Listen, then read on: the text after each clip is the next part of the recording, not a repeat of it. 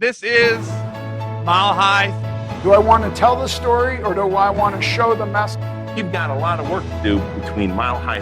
The time has come where we can know we have a responsibility, an ethical and moral responsibility. We have to do it better in order to move people along. Up, down, inside out. If you get your mind right, it is not. It is a receiver of thought. Because love is my first technique.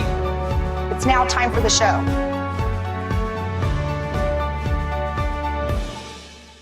Welcome to the Mile High podcast.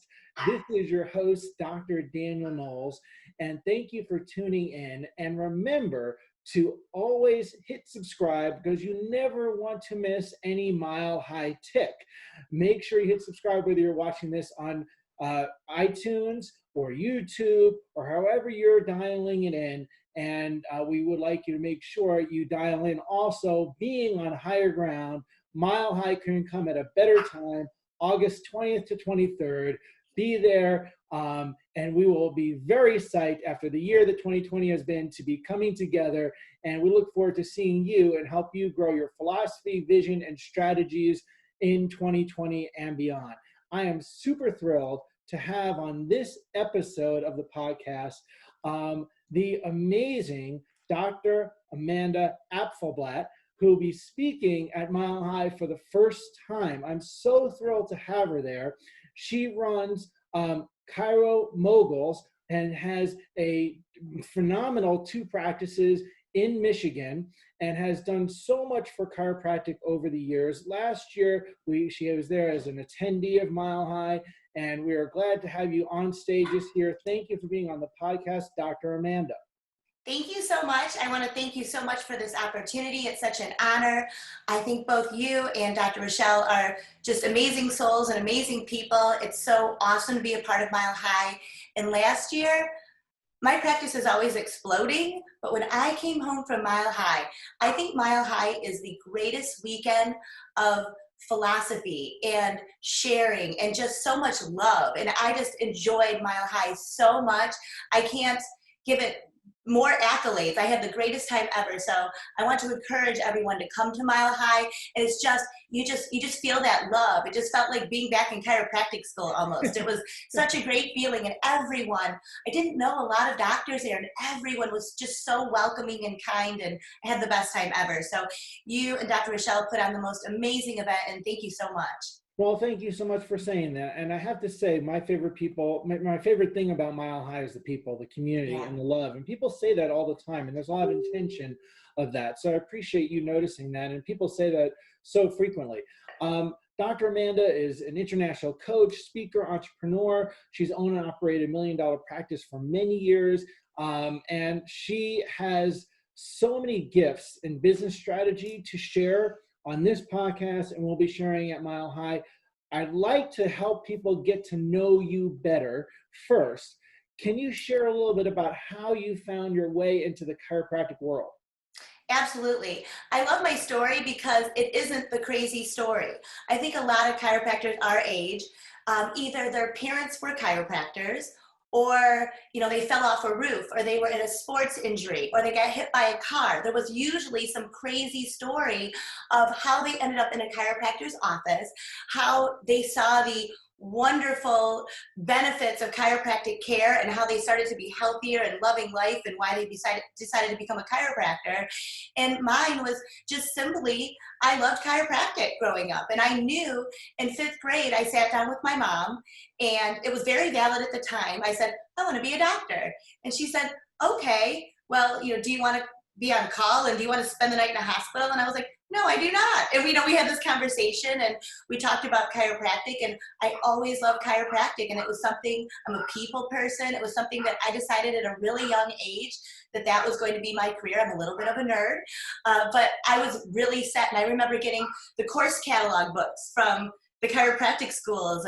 That's old school now. It's probably online, but I remember that. I'm sure. But I remember getting it and dreaming about going to chiropractic school in 7th and 8th grade. So it's just something I always knew I was going to do. Innate provides. I think I was definitely put on this earth to be a chiropractor. It's a calling. I really feel it's that becoming a chiropractor is a very special calling.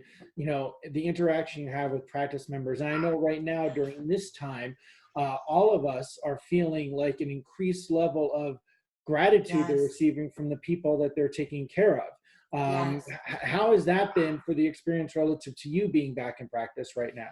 Absolutely. So I am from the Detroit area, and Corona has been just an absolute nightmare here. We've been hit very hard. Basically, I think we're maybe second to New York and California. We have been on stay at home or the lockdown since March, and it was just released, so in June. So no one has gone outside. Everyone is supposed to be at home. You can't leave your house without a mask. Anywhere you go, you need to make sure that you have a mask on to receive any service. As a chiropractor in Michigan, we are essential, but essential meaning those patients you are just keeping out of urgent care, keeping out of the hospital. So it was different guidelines for the past several months until May 30th, when that was also dismissed. So that was great, because now we can start seeing our wellness patients again. And that's what I live for, are keeping healthy people healthy. And what I've noticed in our practice is that after this time, about 3 months of not being able to go out, most of our patients used to go to work. Now they're working from home. They used to have different daily activities. Now they're sitting at a computer. They used to go out and have meetings. Now everything is on Zoom. So now their bodies have taken a toll on their new activities and maybe lack of activity. So as they're coming in, it feels so good, and it feels so good for them to get back in working order, to feel good again and to feel like themselves again. And it's amazing how many patients truly value chiropractic care. It's basically the first place they're coming after the stay-at-home was released. So I think that that's spectacular. Yeah, and the experience of serving and the experience of gratitude has been really high and off the charts. Yes, I am so grateful for chiropractic. I'm so grateful for our patients, and it's so nice to have a community again. Yeah. You know, we're in a place where once it was 6 o'clock, even after work, you were home. There was nothing to do, no one to talk to. You couldn't even congregate. So it's so nice to feel community again, and to feel that chiropractic family, that love again. And I was going to ask you what excites you about being a chiropractor, but I think we're talking about it. Yeah, so what excites me about chiropractic is that community, is that sense of community and chiropractic family, and knowing that our patients understand the big picture, the story of chiropractic. They understand that keeping their nervous system healthy will give them their optimal health potential, that they can be as healthy as they can be with chiropractic, that they live healthier lifestyles, they're happier, they can do more, they're better to their families, they're better to their kids, they're better at work. It feels so good, and I'm so grateful. And that's what's exciting to me, is that our patients understand the benefits of chiropractic care, and to be able to share that with the community. So exciting. Yes, and I agree full-heartedly. Now, tell us a little bit about your practice. You have, if I'm correct me if I'm wrong, you have 2 practices. Yes. Tell us about them. Yeah, so I have 2 practices. One, I'm really excited. My newer practice is about 1 minute from my home, so I really love that, and I enjoy that. And my original practice is in Garden City, Michigan, and I've been in private practice there since 2003. And I absolutely love it. I have a diploma in pediatric chiropractic, so we have a large focus on seeing children and pregnant women in our practice, and just having that sense of community and keeping our patients well and moving and excited about life. So both of our practices during this time have had specialized hours, and I'm excited because each week it keeps growing again, and I know that we'll be back to our normal hours hopefully pretty soon. The release was just 2 weeks ago, so I'm hoping to really be back in action and open our full hours, so that will be great too. But yeah. I love having 2 practices. I love having a group practice. I love working with other chiropractors. It's awesome to be able to bounce ideas off each other and, you know, share experiences with each other, or maybe ask an opinion about a patient. So I love working in a group practice as well, and mentoring other doctors. Yes, yes. So what with practicing and running 2 practices, some people are barely getting 1 practice off the ground, and you're, you know, rocking it with 2 practices. Yes. What are some of the things, strategies that have helped you grow practices? Absolutely. It's always auditing and always checking your own systems in your practice and knowing that it's not cookie cutter. What's going to work in my practice may not work in your practice or may not work in another practice, but knowing exactly the type of practice you have, the type of flow that you have, and making sure that you can accommodate your patients in a 5-star manner very efficiently, but to be able to serve as many practice members as possible. That's always my mission in practice, and that's what I like to help other chiropractors do. That's so cool. And with taking care of kids, taking care of families, and wellness practice members, what are some of the things that help grow that part of your practice? Because you hear so often in chiropractic, and I don't believe this, and I know you don't believe it, oh, well, people just want to come in for pain, and people are going to leave after they stop hurting. You know, how have you been able to help grow that part of your practice? Absolutely. So I think a lot of patients, majority of patients do come in because they had some type of injury or accident or some type of condition that they're seeking help for, that either they have been seeking medical care for, and for some reason it hasn't resolved to this point, or that they heard chiropractic care helps with this type of condition. So that's usually how patients do come in. But I think it's our duty, our responsibility, our obligation to tell the chiropractic story. So I think it's super important, especially during those initial phases of care, to, on a very incremental basis, start sharing that chiropractic story. You know, for instance, if someone is experiencing headaches, to talk to them about the upper cervical spine and how that can be related to headaches, and how many patients who have had headaches for years after being under chiropractic care no longer have headaches, or that they're much less frequent. And patients really start to create their own affirmations themselves because they're seeing this and they're experiencing that, and it becomes real to them. And they start to understand that when their nervous system is healthy, that they're going to live a better life. And when they believe that, if they truly believe that, who in the world doesn't want to be as healthy as they can be? Who's like, well, I could be healthier with chiropractic, but I don't want to do that. I don't think anyone. So if they truly understand the story and they truly understand what chiropractic, how it's benefiting them, they're not going to leave. Sometimes you're like, please leave. No, I'm kidding.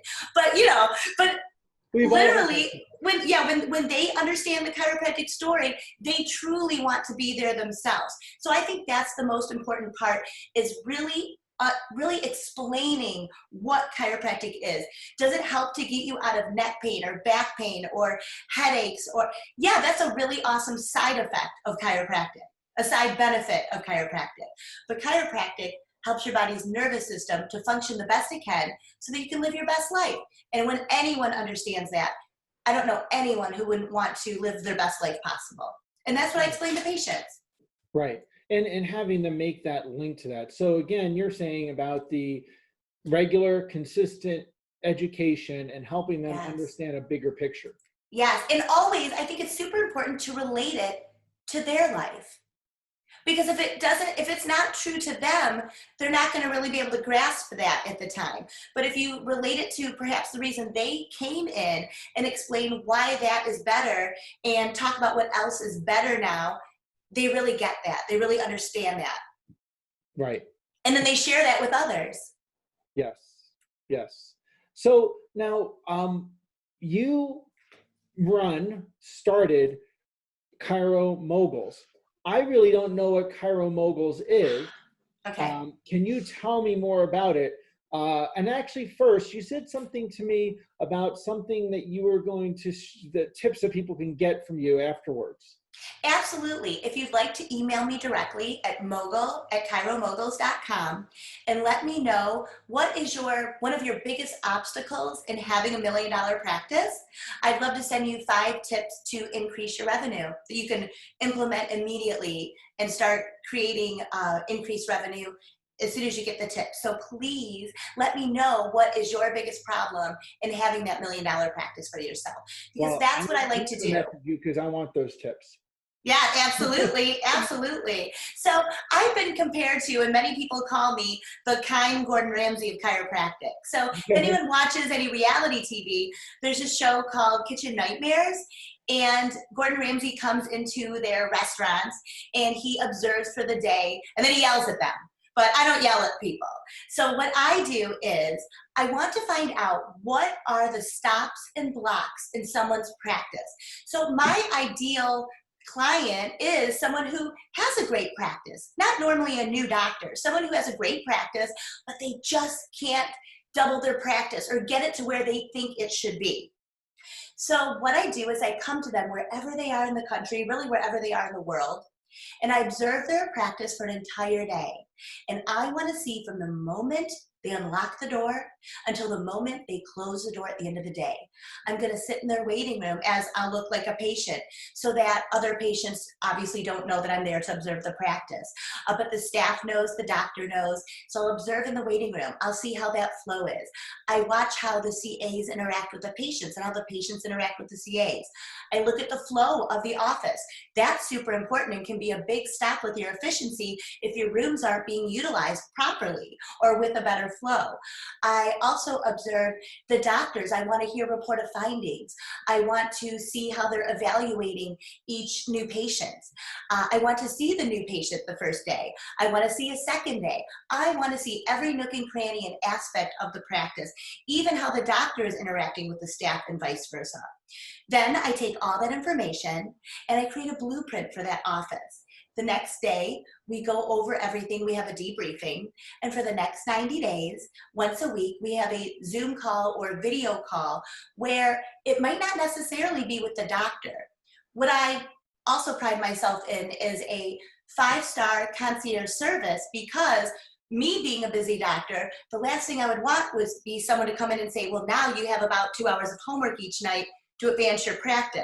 So I come and I diagnose the practice. As we look at a patient, I look at the practice and say, well, A, B, and C is great. F and G are awesome. But M, oh my gosh, we have to work on M. So we're going to be very specific in your practice with exactly that stick in the spoke. What you need to change that's going to literally alter your practice and create that explosion that you've been waiting for. So after 90 days, I come back and I spend another half day in the practice to make sure that everything has been implemented properly, and then we have a party. So I love what I do. I really feel it's a huge calling. I love every minute of it. I love going there. I love creating the blueprint. I love seeing the spectacular success. And I'm so excited to have more clients once we can start flying again. So in doing that, you've done this in lots of practices, and that's Yes. very exciting. What are some of the things, without saying what practice or who they were or anything like that, like what are some of, obviously, what are some of the things that are like, you see this and it's such a common error that is an easy fix that needs to people that are blockages? Mm-hmm. It's pretty interesting. Before I come, I ask the doctor to list their top 5 stops and blocks. What are the 5 reasons, your top reasons, that you think are keeping you from your $1 million practice? Once I've observed in that practice, normally they've hit 1 of them, maybe 2 of them. So it's kind of like putting on a new set of glasses. It's that perspective from the outside.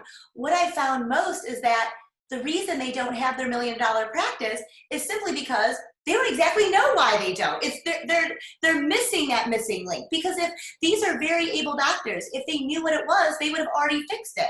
Sometimes it just takes someone coming in who has done it themselves to say, oh, I see where you're missing. I see what you're missing or what you're lacking.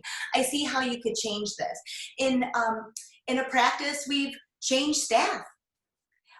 We've changed office managers. We've set different hours. We've created different times of the day in some practice where maybe exams need to occur at a certain time and can't flow with the rest of the practice during the day. So there's perhaps when money is talked about, perhaps payments, and that's a big stop if you have 6 people lined up at a desk to make a payment. There's so many different obstacles. And my biggest that I have found is that they just simply don't know what was stopping them. Got it. Yeah. Yeah. And that is so true, is that I actually do this in my practice, is whenever I hire a new team member, I always tell them, you have something really valuable, which is you have a fresh set of eyes Yes. we don't have. And so often you may notice that there's something that's done 2 or 3 times and we don't know it's being duplicated. Like, so please tell us about what you're doing in, you know, what we're doing that you notice. And, Yeah. you know, for having someone who has your experience and background has done it to come in as a fresh set of eyes is so valuable. Yes, thank you. I love practicing, and that is something that's awesome about what I'm doing too, I think, is that I am in practice. So I'm constantly also dealing with those struggles, with those hurdles. I have turnover in my practice. I am just like any other doctor. I am a normal doctor. It's how you handle the situations. I think a lot of doctors, when it comes, let's say just staff, I think they feel that to let someone go, they're more scared of what their practice members or their patients may think about the turnover, so they're keeping people with negative energy on their staff. What I always say to my clients is, please, you've got to let the negative energy go, because it only brings in good energy. And maybe perhaps that staff member, that team member, energetically now will come into your practice that will help you soar. So that's important too, is to have the right team. Yes, absolutely. Absolutely. So now, obstacles to $1 million practice. We're kind of talking about this. And honestly, I find that we have the greatest healing art on the planet, in my opinion. Okay. But we have the luckiest profession. We have the luckiest people on the planet to do what we do.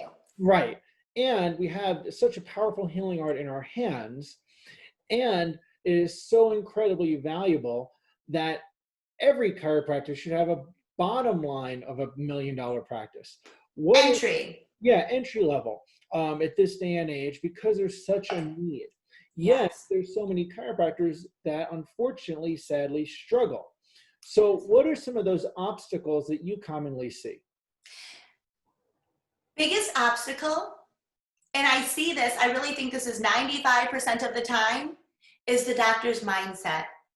It's mindset, mindset, mindset.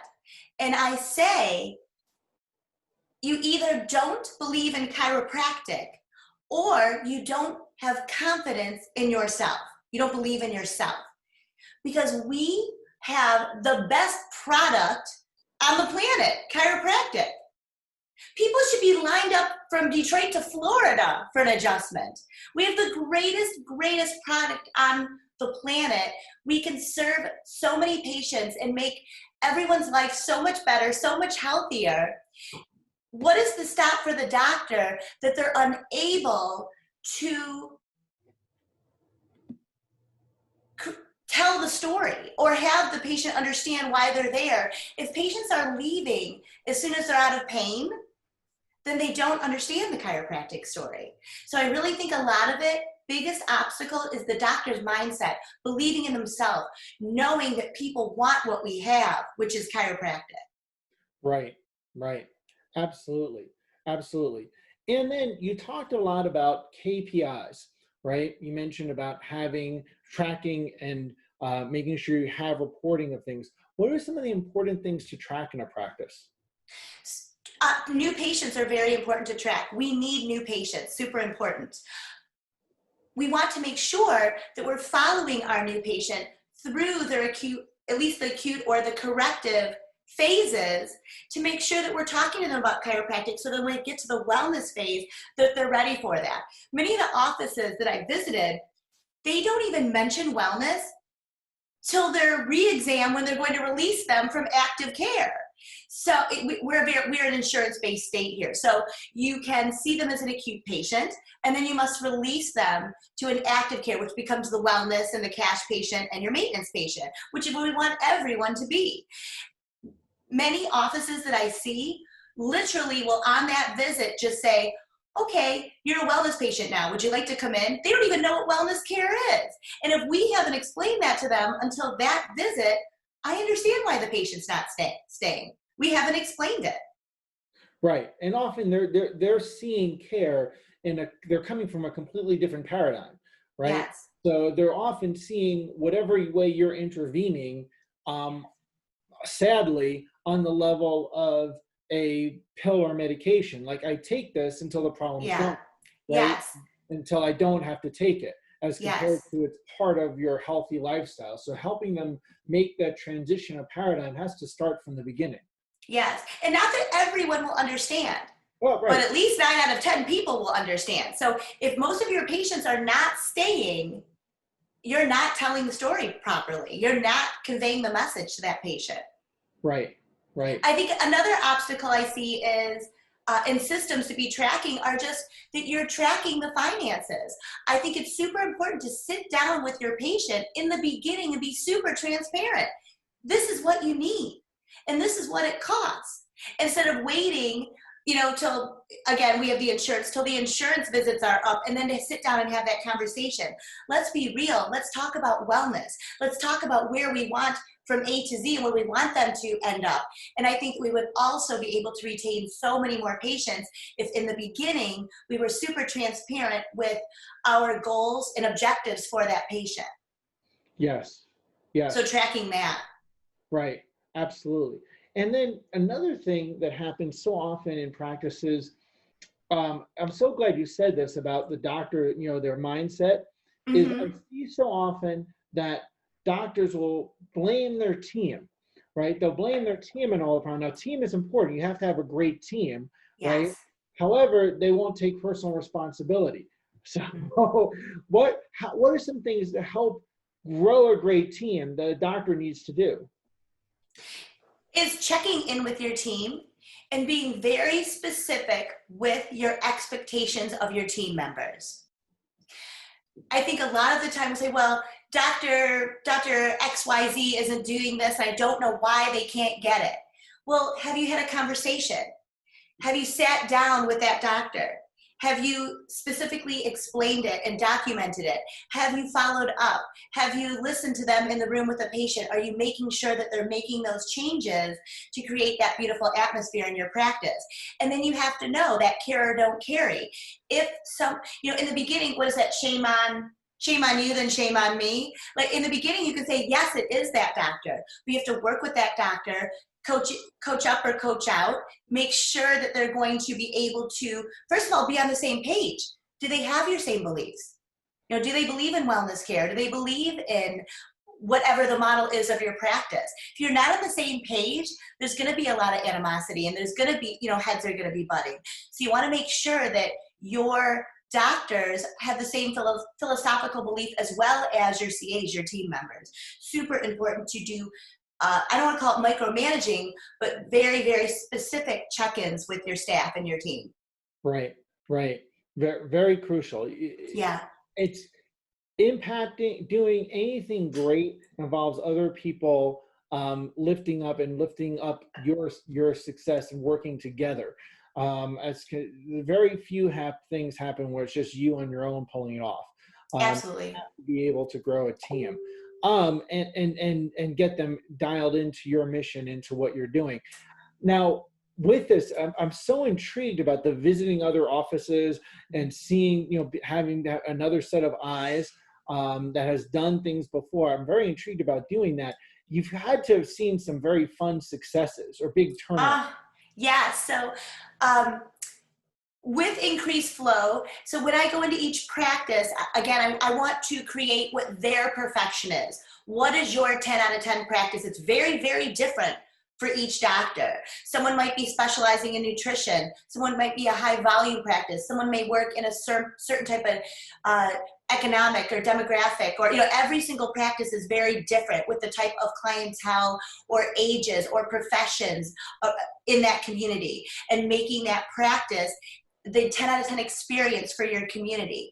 And in the past year, I've taken 2 practices from around 800 to 1.2 million who will speak about it on their, the testimonials and their videos. And just by increasing the flow and changing the staff, their big wins were when they either removed certain staff members and gained other staff members. Some changed different rooms and made rooms a totally different purpose in their practice, and literally just started to take off and explode. So that's what I get excited about. Bottom line is, when you're doing better, you are going to produce more. You're going to produce more happy patients. You're going to produce more happy families. You're going to produce a happier community, and you're going to produce more for your family financially. And that feels good, because if you don't have money, you can't give. I love to give to Life University, and I love to give to chiropractic causes and foundations. I love to give to my temple. There's places that I love to give to, and I couldn't do that if I didn't produce. So I think it's so important, just as beings, just as human beings, that we feel good about going to work. Why go to work and leave our families all day? These are long days.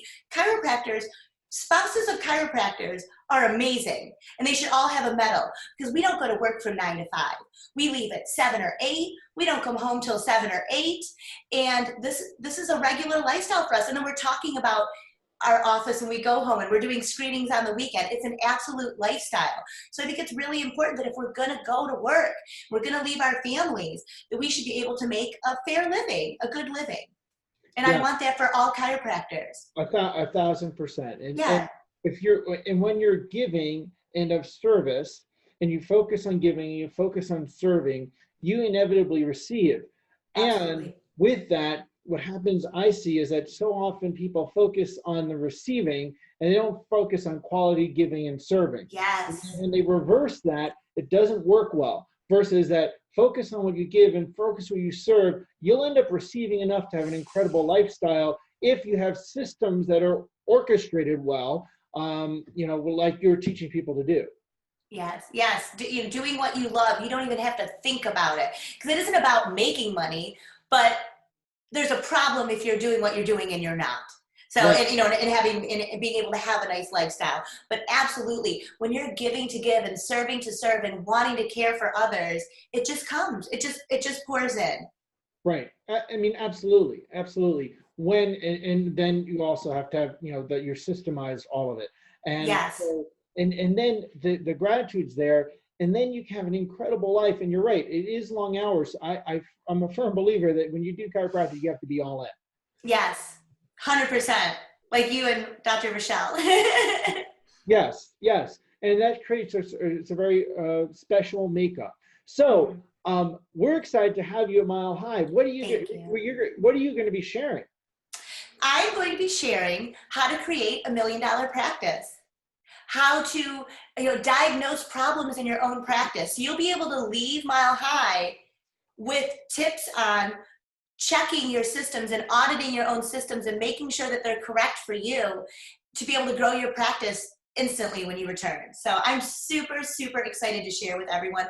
I have awesome tips and wonderful systems to implement that immediately will start benefiting your practice.